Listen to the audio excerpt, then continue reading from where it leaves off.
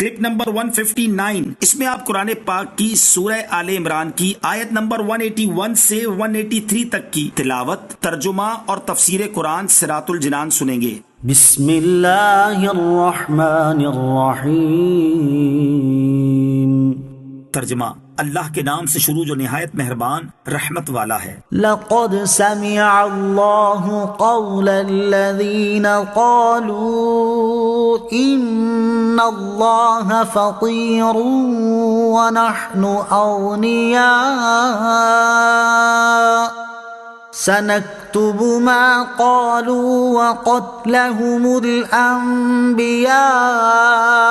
بغير حق ونقول ذوقوا عذاب الحريق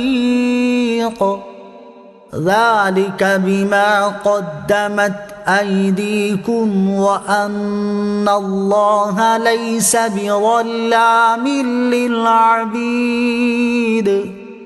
ترجمہ، بے شک اللہ نے ان کا قول سن لیا جنہوں نے کہا کہ اللہ محتاج ہے اور ہم مالدار ہیں۔ اب ہم ان کی کہی ہوئی بات اور ان کا انبیاء کو ناحق شہید کرنا لکھ رکھیں گے اور کہیں گے جلا دینے والے عذاب کا مزہ چکھو، یہ ان اعمال کا بدلہ ہے جو تمہارے ہاتھوں نے آگے بھیجے، اور اللہ بندوں پر ظلم نہیں کرتا۔ لقد سمع اللہ، بے شک اللہ نے سن لیا۔ اس آیت کا شان نزول یہ ہے کہ جب یہ آیت نازل ہوئی، من ذا الذی یقرض اللہ قرضا حسنا، کہ کون ہے جو رب تعالیٰ کو اچھا قرض دے، تو یہودیوں نے کہا کہ اللہ تعالیٰ ہم سے قرض مانگ رہا ہے، تو ہم غنی ہوئے اور اللہ تعالیٰ فقیر۔ اس پر یہ آیت کریمہ اتری اور فرمایا گیا کہ اللہ تعالیٰ نے ان گستاخوں کی بات سن لی ہے جنہوں نے کہا اللہ عز و جل محتاج ہے اور ہم مالدار ہیں۔ اب ہم ان کے اعمال ناموں میں ان کی کہی ہوئی بات اور ان کے دوسرے کفریات، جیسے ان کا انبیاء کرام علیہ الصلوۃ والسلام کو شہید کرنا لکھ رکھیں گے، اور قیامت کے دن ان کی ان گستاخیوں کے بدلے میں کہیں گے اب جلا دینے والے عذاب کا مزہ چکھو۔ انبیاء کرام علیہ الصلوۃ والسلام کی گستاخی اللہ تعالیٰ کی گستاخی ہے۔ یہاں آیت میں اللہ تعالیٰ کی گستاخی اور انبیاء کرام علیہ الصلوۃ والسلام کو قتل کرنے کے ساتھ ساتھ بیان کر کے عذاب کی ایک ہی وعید بیان کی ہے۔ اس سے معلوم ہوا کہ یہ دونوں جرم بہت عظیم ترین ہے اور قباحت میں برابر ہیں، اور شان انبیاء علیہ الصلوۃ والسلام میں گستاخی کرنے والا شان الہی عز و جل میں گستاخی کرنے والے کی طرح جہنم کا مستحق ہے، کیونکہ انبیاء کرام علیہ الصلوۃ والسلام کی گستاخی اللہ تعالیٰ کی گستاخی ہے۔ الذين قالوا ان اللہ عہد الینا الا نؤمن لرسول حتى يأتينا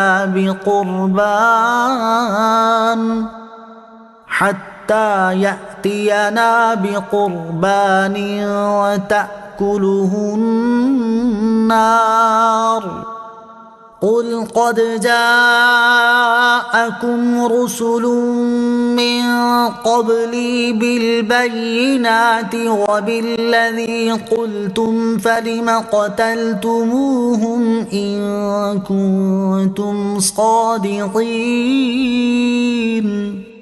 ترجمہ، وہ لوگ جو کہتے ہیں کہ اللہ نے ہم سے وعدہ لیا تھا کہ ہم کسی رسول کی اس وقت تک تصدیق نہ کریں جب تک وہ ایسی قربانی پیش نہ کرے جسے آگ کھا جائے، اے حبیب تم فرما دو کہ بے شک مجھ سے پہلے بہت سے رسول تمہارے پاس کھلی نشانیاں اور وہی معجزات لے کر آئے جو تم نے کہے تھے، پھر اگر تم سچے ہو تو تم نے انہیں کیوں شہید کیا؟ الذین قالوا، وہ جو کہتے ہیں۔ اس آیت کا شان نزول یہ ہے کہ یہودیوں کی ایک جماعت نے سرکار مدینہ صلی اللہ تعالیٰ علیہ وسلم سے کہا تھا کہ ہم سے توریت میں عہد لیا گیا ہے کہ نبوت کا دعویٰ کرنے والا جو شخص ایسی قربانی پیش نہ کر سکے جسے آسمان سے سفید آگ اتر کر کھائے، اس پر ہم ہرگز ایمان نہ لائیں۔ اس پر یہ آیت نازل ہوئی اور ان کے اس خالص جھوٹ اور بہتان کو باطل قرار دیا گیا، کیونکہ اس شرط کا توریت میں نام و نشان بھی نہیں ہے، اور ظاہر ہے کہ نبی کی تصدیق کے لیے معجزہ کافی ہے، خواہ وہ کوئی بھی ہو۔ جب نبی نے کوئی معجزہ دکھا دیا تو اس کے سچا ہونے پر دلیل قائم ہو گئی، اب اس کی تصدیق کرنا اور اس کی نبوت کو ماننا لازم ہو گیا۔ نبوت کی صداقت ثابت ہو جانے کے بعد پھر کسی خاص معجزے کا اصرار کرنا حقیقت میں نبی کی تصدیق کا انکار ہے۔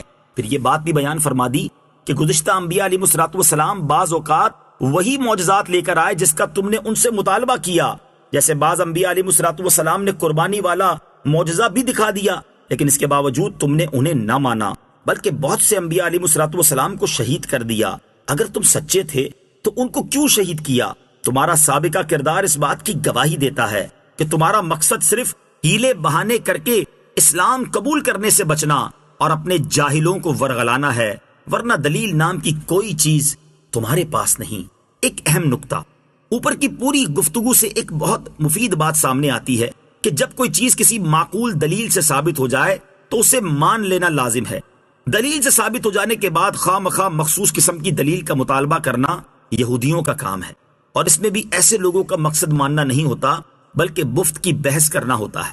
جیسے مسلمانوں میں رائج بہت سے معمولات ایسے ہیں جو معقول شرعی دلیل سے ثابت ہیں، لیکن بعض لوگوں کا خواہ مخواہ اصرار ہوتا ہے کہ نہیں، اسے حضور سید المرسلین صلی اللہ تعالی علیہ وسلم کے زمانے سے ثابت کرو، اسے بخاری سے ثابت کرو۔ یہ طرز عمل سراسر جاہلانہ ہے اور ایسے لوگوں کو سمجھانا بے فائدہ ہوتا ہے۔